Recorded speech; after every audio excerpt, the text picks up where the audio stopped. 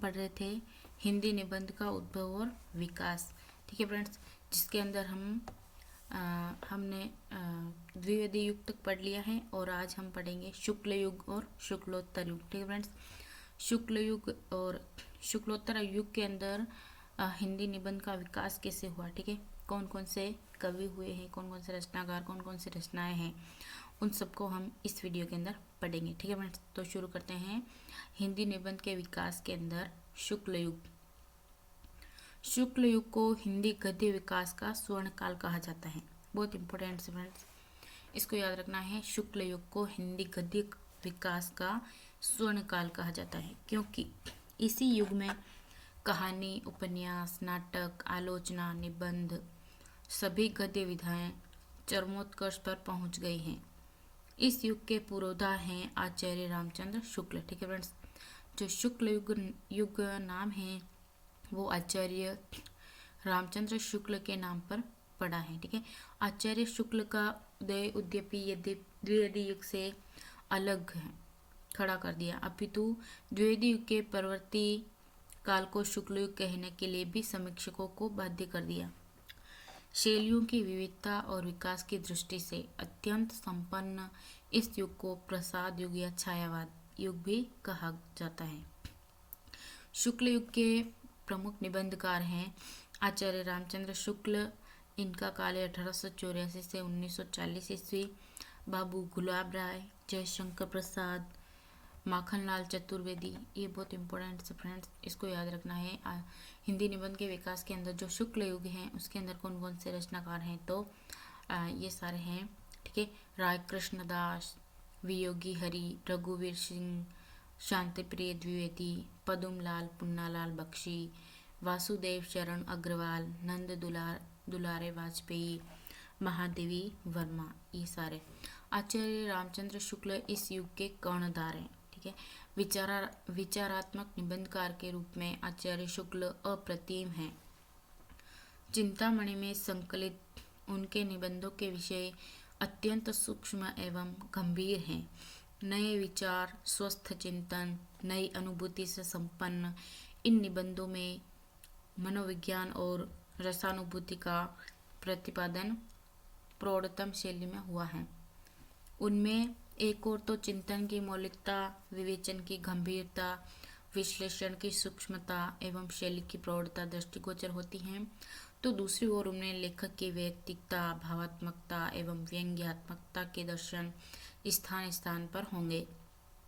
उनके निबंधों में व्यक्ति एवं विषय का ऐसा सफल समन्वय हुआ है कि इस बात का निर्णय करना कठिन हो जाता है कि उन्हें व्यक्ति प्रधान कहें या विषय प्रधान। मनोवैज्ञानिक, समाजशास्त्री और साहित्यकार रामचंद्र शुक्ल के निबंध हिंदी की मूल्यवान संपत्ति हैं।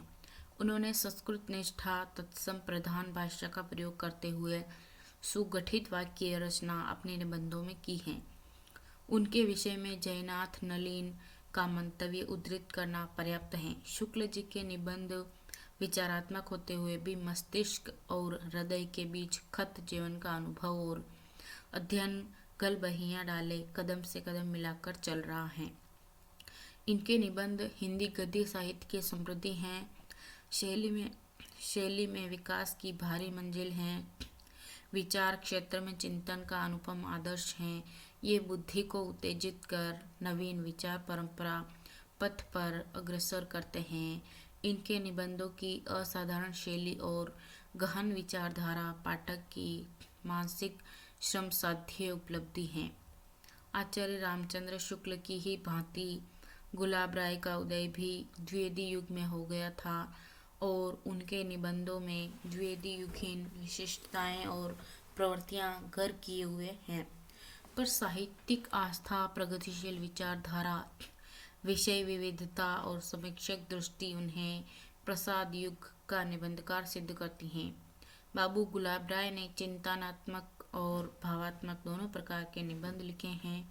उनके निबंध फिर निराशा क्यों, मैत्री धर्म, ठलुआ क्लब, विज्ञान विनोद, जीवन पथ, आत्मनिर्माण, मन की बातें, मेरे निबंध, कुछ उथले कुछ गहरे, विद्यार्थी जीवन, मेरी असफलताएं, अध्ययन और आस्वाद भारतीय संस्कृति की रूपरेखा सांस्कृतिक जीवन में संकलित हैं। गुलाब राय वैचारिक समीक्षात्मक बराबर सिद्धांत और अध्ययन और आस्वाद प्रबंध प्रभाकर फिर निराशा क्यों कुछ उतले कुछ गहरे आदि तथा भावात्मक निबंध हैं। विश्व प्रेम और विश्व सेवा भक्ति की रीति निराली दुख चिर वसंत आदि के अतिरिक्त मनोविश्लेषणात्मक जो निबंध है वो है मन की बातें में संकलित कुछ निबंध भी लिखे हैं। बाबू गुलाब राय के निबंधों में विषय की अपेक्षा शैली प्रधान रही। कथात्मकता के गुणों से युक्त गुलाब राय की निबंध शैली सुबोध सरल स्वाभाविक व्यावहारिक संस्कृतनिष्ठ तथा लोकोक्तियों और मुहावरों के प्रयोग के कारण जीवंत हैं।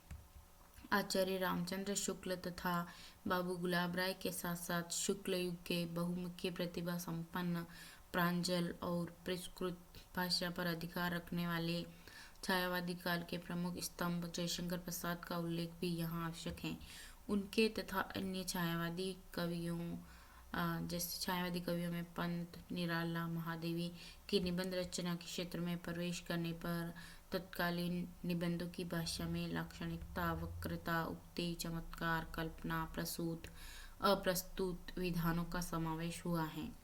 जयशंकर प्रसाद के लेखन में तो इतनी भव्य विष्णुता थी कि इस युग को प्रसाद युग भी कहा गया। उनके निबंध काव्य और कला तथा अन्य निबंध नामक संग्रह में संकलित हैं।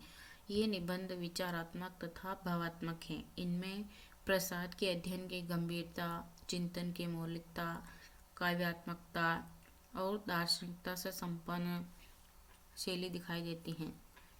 उनकी भाषा यद्यपि संस्कृत प्रधान दुरूह क्लिष्ट तथा तत्सम वाक्य योजना की सरल अर्थबोध कराने में सहायक होती हैं। जयशंकर प्रसाद की ही तरह माखनलाल चतुर्वेदी भी बहुमुखी व्यक्तित्व संपन्न कवि नाटककार कहानी पत्रकार वक्ता राजनीतिक कार्यकर्ता आदि बहुभाषाविद हैं। काल की दृष्टि से चतुर्वेदी जी द्विवेदी युग से आधुनिक काल तक का प्रतिनिधित्व करते हैं। उनके साहित्य देवता अमीर इरादे गरीब इरादे समय के पांव चिंतन की लाचारी आदि प्रशंसनीय गद्य कृतियां हैं। ये गद्य कृतियां काव्यात्मकता से परिपूर्ण हैं। वैसे चतुर्वेदी जी की ख्याति शैलीकार के रूप में अधिक हैं। उन्होंने हिंदी गद्य को एक नया रूप दिया। उनमें एक और संघर्षकालीन चेतना की आग है और दूसरी ओर स्वतंत्रता प्राप्ति के बाद गिरते जीवन मूल्यों की अनुभूति से उत्पन्न तल्लीन और नैराश्य भी है। वस्तुतः कवि होने के कारण चतुर्वेदी जी की भाषा अलंकृत है लयबद्ध है वेगवती है आवेगमय है भावुकता भरी है पर वैचारिकता भी उसमें है और उर्दू की मुहावरेदानी वक्रता और सांकेतिकता की अतिशयता और पद्यमयता के मुक्त प्रयोग के कारण चतुर्वेदी जी की भाषा कहीं कहीं दुरूह भी हो गई है। कहानी की रंजकता और नाटक की रमणीयता को लेकर पदुमलाल पुन्नालाल बख्शी ने निबंध के क्षेत्र में पदार्पण किया। उनके पंचपात्र बिखरे पन्ने तुम्हारे लिए प्रबंध परिजात प्रायश्चित उज्जक्ति का बंधन त्रिवेणी मकरकंद बिंदु मेरे प्रिय निबंध आदि संग्रह हैं। उनके निबंधों में वैचारिकता और शिष्ट हास्य व्यंग्य का मिलाजुला रूप दिखाई देता है। विषयों की विविधता बख्शी जी के निबंधों में दिखाई देती है। सहज आत्मीयता सहृदयता और निष्कपटता से परिपूर्ण बख्शी जी की अध्ययनशीलता तज्जन्य चिंतन क्षमता आदर्श प्रियता और संतुलित निष्कर्ष उनके निबंधों की व्यक्तित्व प्रदान करते हैं। देशभक्ति समाजोत्थान की भावना से परिपूर्ण वियोगी हारे ने हृदय रंजक मनमोहक भाव विह्वल रस प्लावित युग चेतना को व्यक्तित्व करने वाले राष्ट्रीयता से परिपूर्ण सामाजिक पाखंडों एवं कुरीतियों पर कुठाराघात करने वाले प्रौढ़ और प्रांजल निबंध लिखे हैं। उनके भावना और अंतर्नाद नाम से 2 भावात्मक निबंध संग्रह प्रकाशित हुए हैं। इन निबंधों की भाषा कहीं तत्सम शब्द प्रधान समासात्मक हैं तो कहीं सरल वाक्य, जिज्ञासपूर्ण, प्रसादात्मक। उनकी शैली सशक्त, गतिशील, नाटकीय, कथोपकथन की चपलता से युक्त, रोचक और रमणीय है। वासुदेव शरण अग्रवाल ने गंभीर तर्कशील निबंध लिखे हैं। कला और संस्कृति तथा पृथ्वी पुत्र नामक उनके निबंध संग्रह हिंदी निबंध साहित्य की अमूल्य धरोहर है। अतीत के प्रति असीत, वर्तमान के प्रति सजगता और भविष्य के प्रति आशा अग्रवाल जी में है। भारतीय इतिहास, पुरातत्व, साहित्य, संस्कृति, कला, दर्शन आदि विविध विषयों से उनके निबंध संपन्न हैं। उनकी भाषा विषयानुरूप है।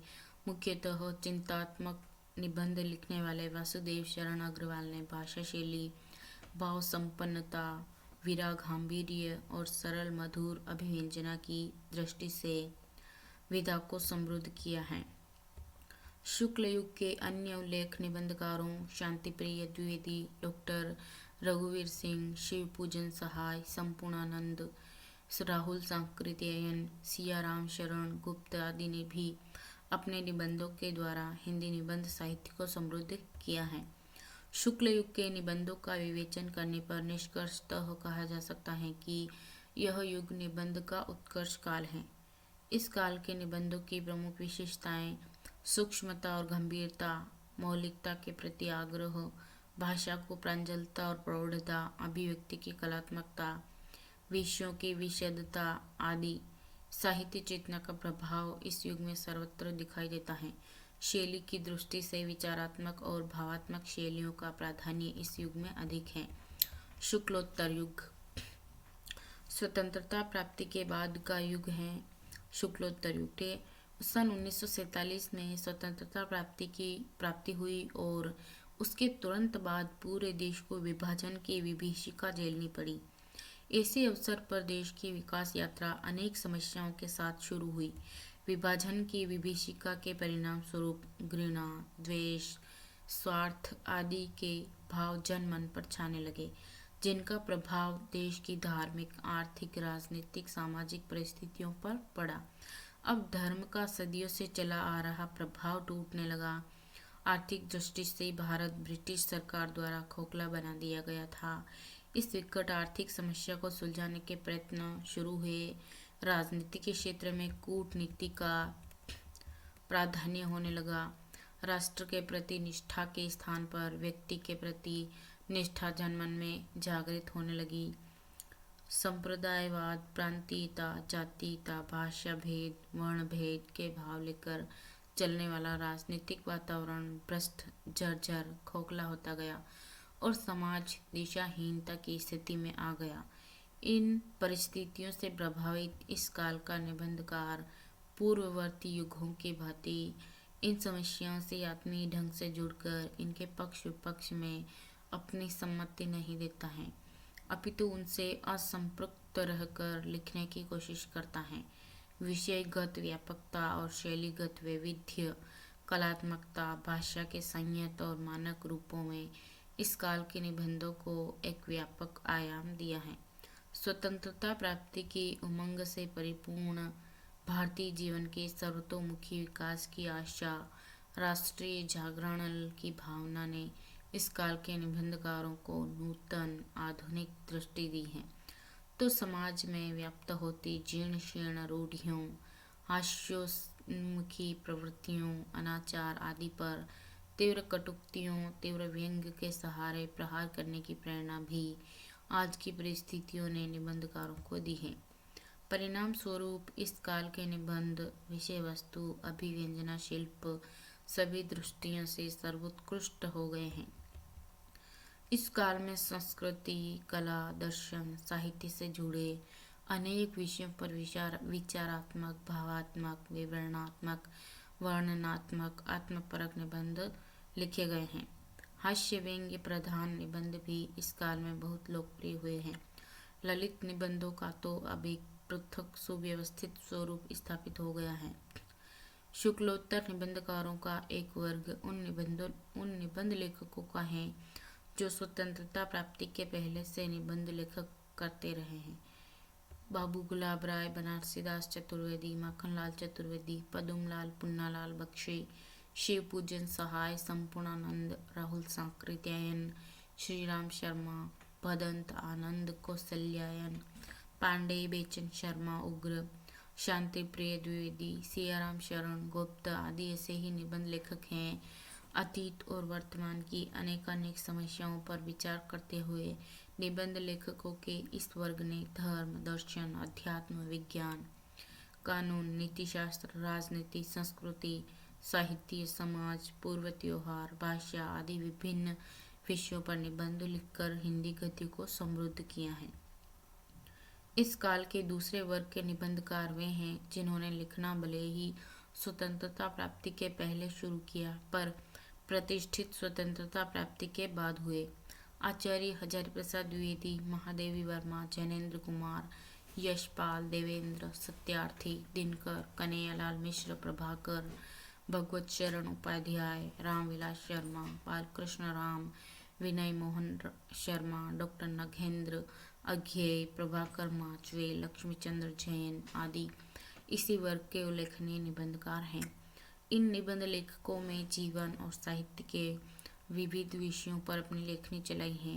आचार्य हजारी प्रसाद द्विवेदी को इस वर्ग का मूर्धन्य निबंधकार कहा जा सकता है।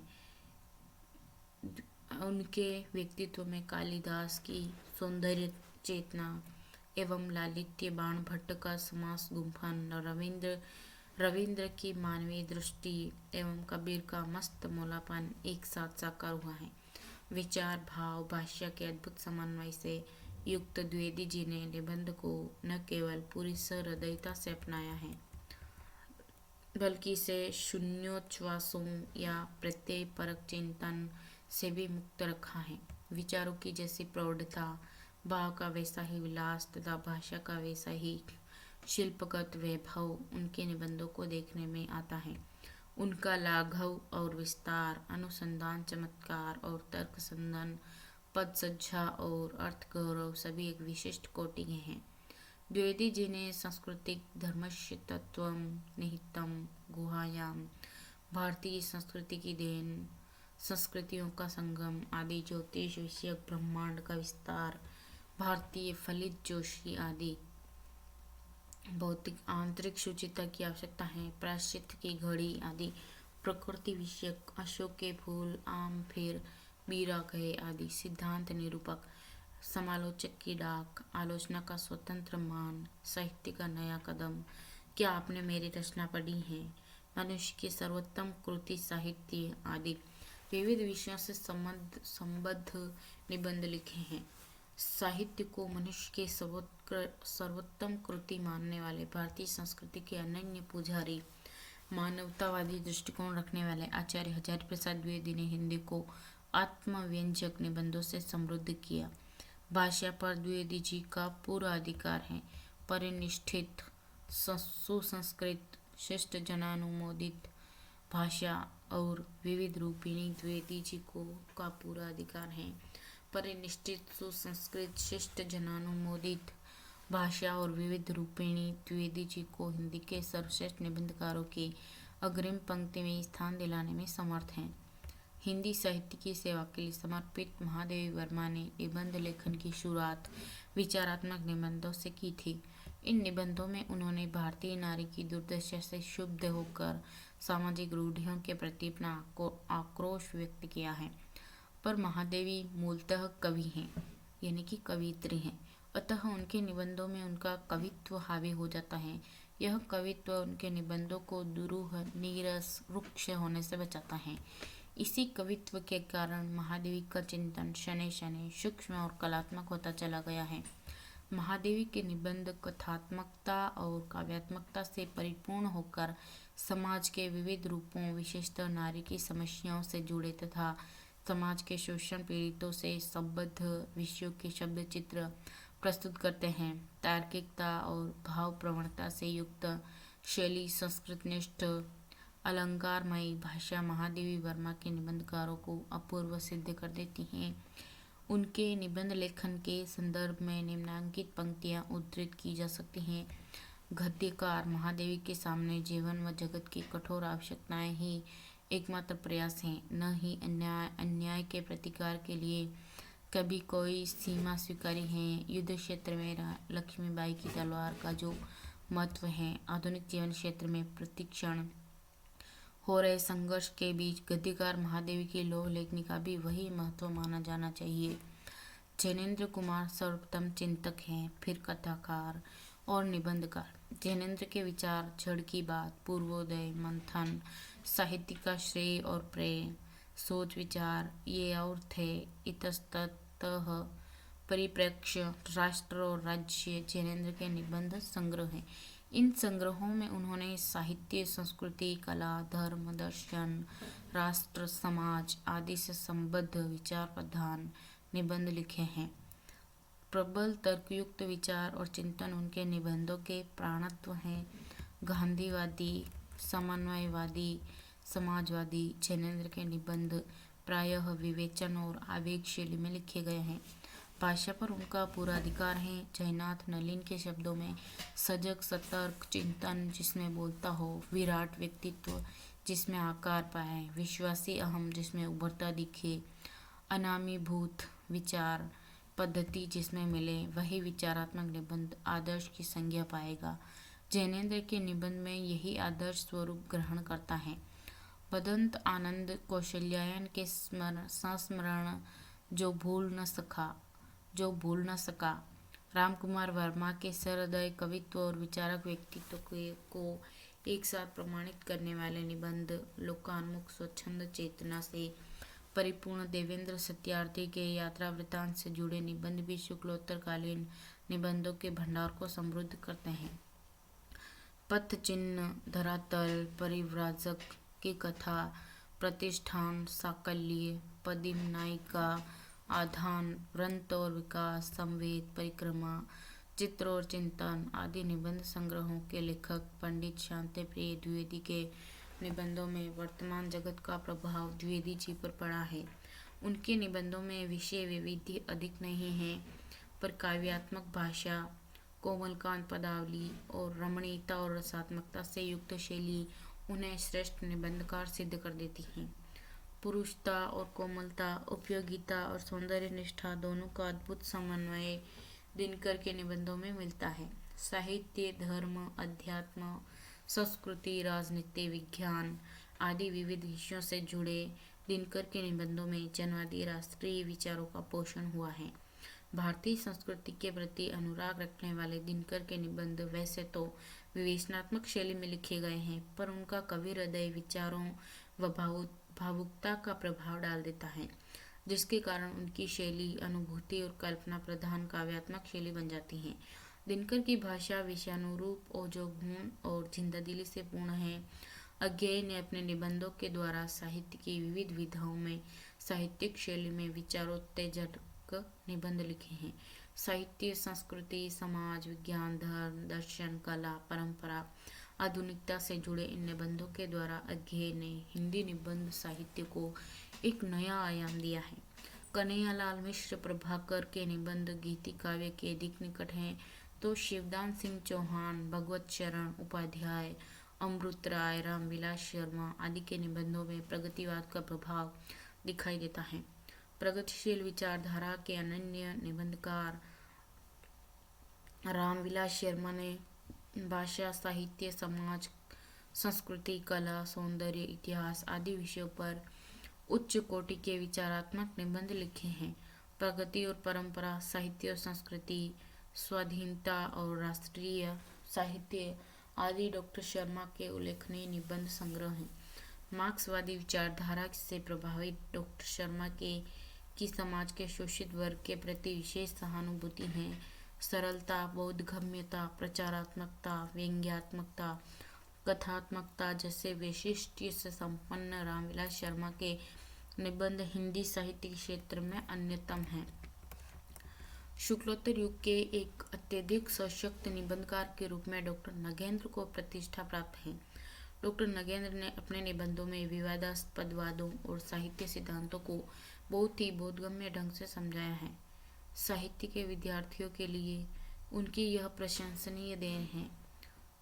उनके निबंध सैद्धांतिक और समीक्षात्मक होने के कारण विचारात्मक हैं। हिंदी के समीक्षक निबंधकारों में डॉक्टर नगेंद्र अपनी रागनिष्ठ विवेचनात्मक शैली और रसनिष्ठा के लिए स्मरणीय हैं।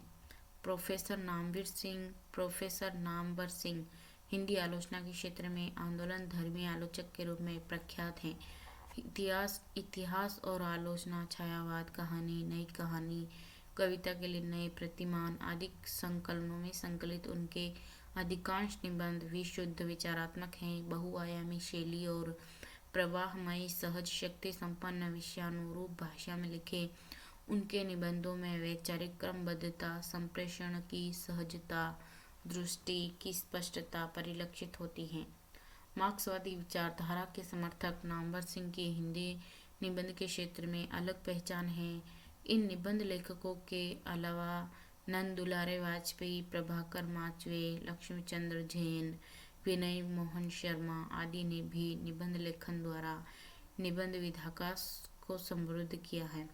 विद्यानिवास मिश्र, अमृत राय, मुक्तिबोध, कुबेरनाथ राय, डॉक्टर रघुवंश, डॉक्टर धर्मवीर भारती, हरिशंकर परसाई, शरद जोशी, ठाकुर प्रसाद सिंह, श्रीलाल शुक्ल, शिव प्रसाद सिंह, विवेकी राय, रविंद्रनाथ त्यागी, प्रोफेसर नामवर सिंह, कृष्ण बिहारी मिश्र, रामदर्श मिश्र, यह हिंदी के आधुनिक निबंधकारों का वह वर्ग है जिन्होंने आज के परिवेश के अनुकूल यथार्थोन्मुख जनतांत्रिक मूल्यों को व्यक्त करने वाले निबंध लिखकर इस विकासात्मक विधा को एक नई दिशा दी है। हिंदी के ललित निबंधकारों में डॉक्टर विद्यानिवास मिश्र का स्थान शीर्षस्थ निबंधकारों में है। आंचलिक बोध से युक्त लोक जीवन के प्रति सहज आत्मीयता से भरे और भारतीय संस्कृति के प्रति अनुराग से परिपूर्ण मिश्र जी के निबंध श्रुति मधुरता और शैलीगत अलंकारिकता से संपन्न है। उनकी लोकोन्मुखी चेतना उनके निबंधों में लोक संस्कृति और लोक जीवन के विविध रंगों से रंगे हैं। इसलिए वे कभी वैदिक सूक्तों पर विचार करते हैं तो कभी लोकगीतों पर, कभी साहित्यिक खेमेबाजी पर प्रहार करते हैं तो कभी नौकरशाही पर व्यंग्य बाण बरसाते हैं और फिर डूब जाते हैं गांव की होली की स्मृति में। ललित निबंधकारों में अमृत राय ने अपने निबंधों द्वारा आधुनिक जीवन की विसंगतियों पर प्रहार किया है। स्वदेशी हास्य व्यंग्य प्रस्तुत करने वाले अमृत राय के रम्या, बतरस, आनंदकम, बाइस्कोप आदि निबंध संग्रह हैं।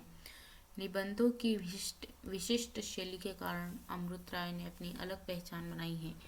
कुबेरनाथ राय भी ललित निबंध लेखन के क्षेत्र में विशिष्ट हस्ताक्षर रहे हैं। उनके निबंध लघु कथा की सरसता से परिपूर्ण हैं। इनमें प्राचीन संदर्भों की निरंतर विकासमान भारतीय संस्कृति की रसात्मक और बौद्धिक व्याख्या की गई है।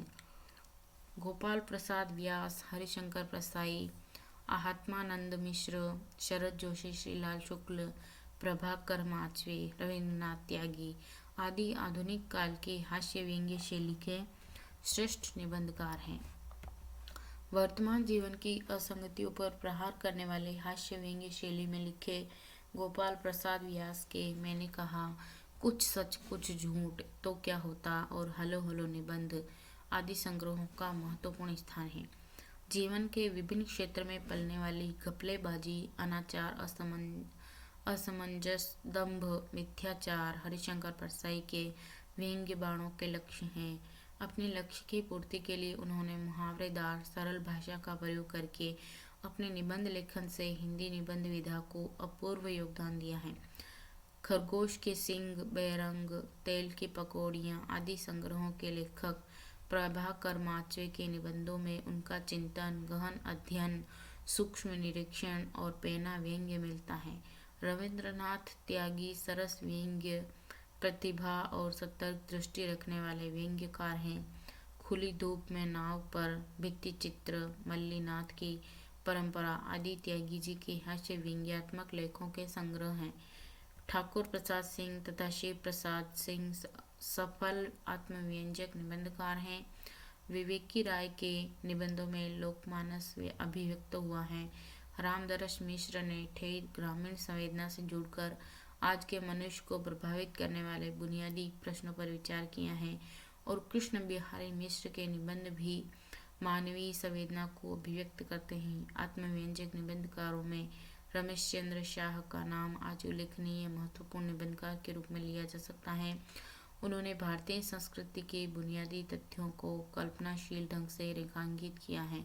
हिंदी निबंध के इस पूरे विकास क्रम का सिंहावलोकन करने पर यह कहा जा सकता है कि भारतेंदु से अब तक यह विधा विकास के अनेक सोपानों को पार करती हुई आज एक अत्यंत प्रतिष्ठित स्थान पर खड़ी हुई है। विषय विस्तार और अभिव्यक्ति भंगिमा के स्तर पर अनेक नए क्षेत्रों में प्रविष्ट होने से इसका क्षेत्र बहुत व्यापक हो गया है और इसमें त्रैमासिक, मासिक, पाक्षिक, साप्ताहिक और दैनिक पत्रों की अहम भूमिका रही है। इस विधा में जिंदगी के प्रत्येक पक्ष को विभिन्न कोणों से देखने, परखने और अभिव्यक्त करने की जो सामर्थ्य है, उससे इसकी अनंत संभावनाएं परिलक्षित होती हैं। तो फ्रेंड्स, हिंदी निबंध का उद्भव और विकास टॉपिक अपना आज समाप्त हुआ।